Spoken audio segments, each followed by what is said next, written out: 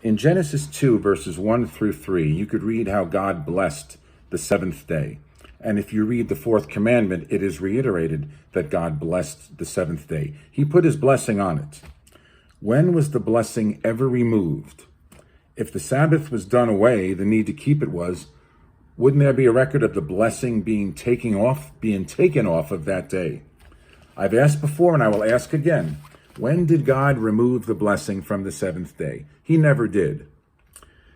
Anti-Sabbath people try to overwhelm you with so many arguments, all of which are bogus, all of which are easily explainable. But they figure if they overwhelm you with enough of them, people will think, well, some of them must stick. Some of them must be valid. So they bring up verses in Galatians where Paul criticizes observing times and returning to your former pagan ways, not realizing that Leviticus 19, verse 26 in the King James Version condemns observing times. They'll bring up Romans 14, verses 5 through 6, which is referring to self-chosen ritual days for fasting, has nothing to do with the Sabbath.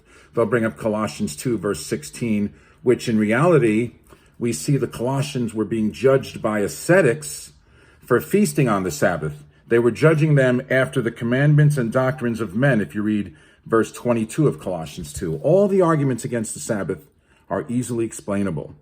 If you have an honest question, reply to this with it.